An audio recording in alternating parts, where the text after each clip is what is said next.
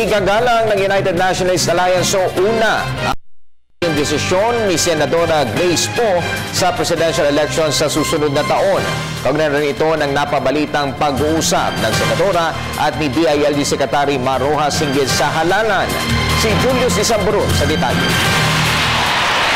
Aminado si Interior and Local Government Secretary Mar Rojas na naghahanap siya ng magiging kakampi at makakasama para ipagpatuloy ang nasimulang tuwid na daan ni Pangulong Aquino. Inamin ni Rojas na umaasa ang kanyang partido na magiging running mate niya si Senadora Grace Poe Manzares na una nang naging matunog na running mate din ni Vice President Jejomar Binay.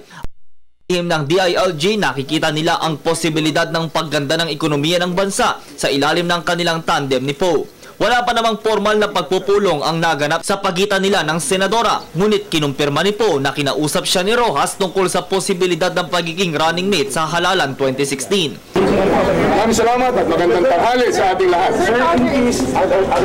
Samantala, una nang iginiit ng Senador na malabo silang magtandem ni VP Binay na nasa ilalim ng United Nationalist Alliance. Kasama sa una si dating Pangulo at ngayon alkalde ng Maynila, Joseph Estrada, na malapit na kaibigan ng kanyang Fernando Poe Jr. Giit ni Poe, sa kabila ng pagkakaibigan ay mananaig ang kanyang katapatan at kalidad sa pagseserbisyo publiko. Iginagalang ngayon ng una ang desisyon ni Poe na hindi pagsama sa kanilang koalisyon at makatandem si Binay. Well,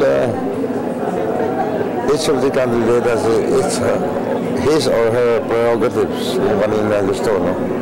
Pero in politics, anything can happen.